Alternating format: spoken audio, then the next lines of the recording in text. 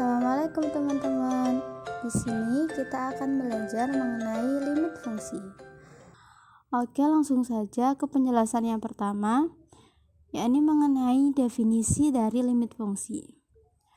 Di sini sudah dijelaskan bahwa definisi dari limit fungsi yaitu misalkan f adalah fungsi bernilai real yang didefinisikan pada a subset dari bilangan real, dan misalkan C adalah titik limit dari A.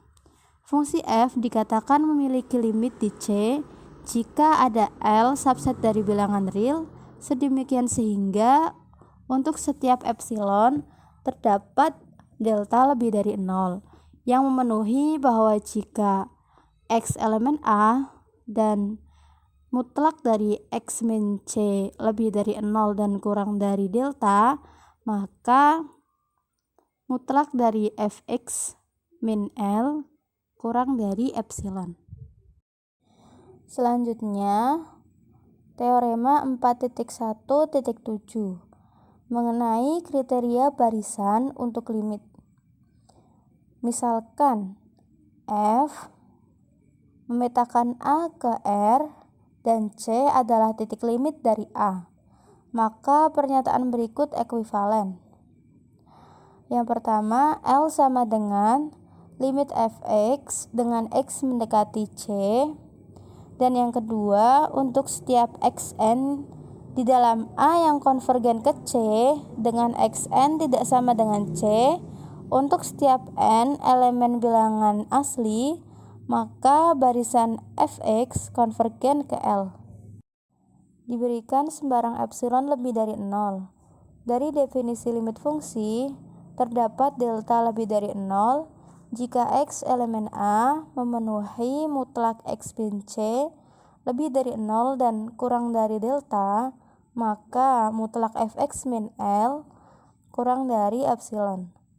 Dari definisi barisan konvergen, maka untuk delta lebih dari 0 di atas terdapat K elemen bilangan asli, dan K sama dengan untuk setiap n elemen K delta dan lebih dari sama dengan K berlaku mutlak X n min C kurang dari delta.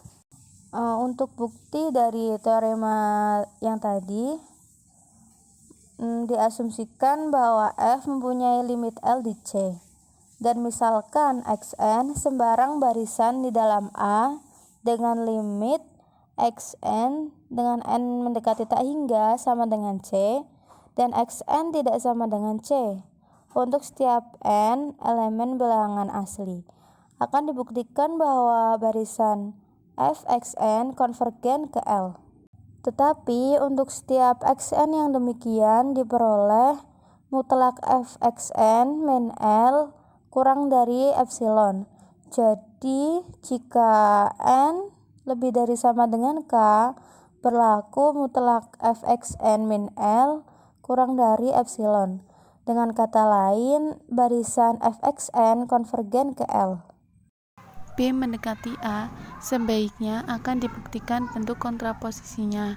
Misalkan A tidak benar, maka ada epsilon 0 lebih dari 0 elemen dari untuk semua delta yang lebih dari 0 akan terdapat sedikitnya satu titik xs elemen dari A dengan x delta min C lebih dari 0 kurang dari delta, sehingga nilai mutlak fx delta min L lebih dari epsilon 0.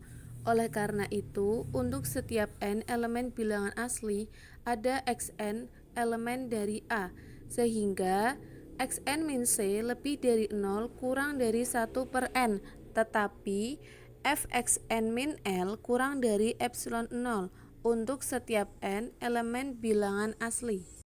Jadi terdapat barisan xn di dalam A, xn tidak sama dengan C untuk setiap n elemen dari bilangan asli yang konvergen ke C, tetapi barisan fxn tidak konvergen ke L. Akibat B tidak terpenuhi. Jadi terbukti bahwa jika B dipenuhi, maka akan terpenuhi yang A. Definisi 4.2.1 mengenai fungsi terbatas. Definisinya, misalkan kita mempunyai himpunan bilangan A yang subset dengan himpunan bilangan real dan fungsi F memetakan A ke bilangan real serta C titik limit dari A. Fungsi F dikatakan terbatas pada perserikatan dari C jika terdapat perserikatan min delta V delta dari C dan konstanta M lebih dari 0 sehingga nilai mutlak fungsi X kurang dari sama dengan M untuk setiap X elemen A irisan V delta dari C. Teorema 4.2.2 misalkan kita mempunyai himpunan bilangan A yang subset dengan himpunan bilangan real. Fungsi F memetakan A ke bilangan real mempunyai limit di C, maka F terbatas pada suatu perserikatan dari C. Teorema 4.2.4 berbunyi, misalkan himpunan A subset himpunan bilangan real, fungsi F memetakan bilangan A ke bilangan real, dan fungsi G memetakan bilangan A ke bilangan real, dan C elemen bilangan real dengan C titik limit dari A. Misalkan B elemen bilangan real jika limit X menuju C Fx sama dengan L dan limit X menuju C Gx sama dengan M, maka limit X menuju C Fx plus Gx sama dengan L plus M. Nah, teorema ini dapat dibuktikan dengan menggunakan kriteria barisan 3.2.3. Ambil sembarang barisan Xn di dalam A dengan Xn tidak sama dengan C, sehingga konvergen ke C. Menurut teorema 4.1.7 berlaku limit X menuju tak terhingga f Xn sama dengan L dan limit X menuju tak terhingga G Xn sama dengan M. Di pihak lain, menurut definisi 4.2.3, F plus G Xn sama dengan F Xn plus G Xn untuk n elemen bilangan asli.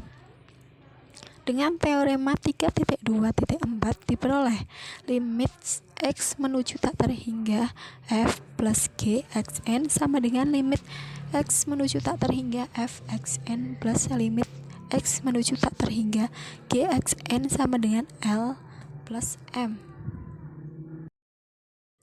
Teorema 4.2.5 berbunyi, misalkan anggota himpunan A subset dengan himpunan bilangan real.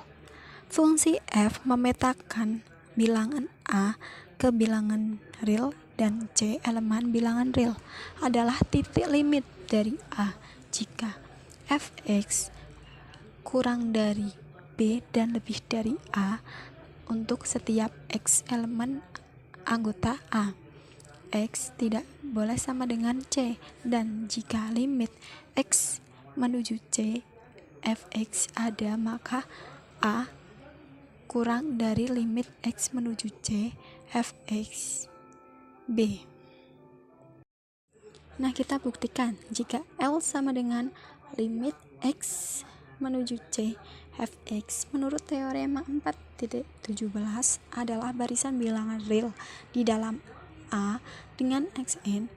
N tidak sama dengan C. Untuk setiap n elemen n atau bilangan asli, maka barisan Fxn konvergen ke L karena Fx kurang dari B dan lebih dari A untuk setiap X elemen anggota A. X tidak sama dengan C, maka limit X menuju C Fx kurang dari sama dengan B dan lebih dari sama dengan A.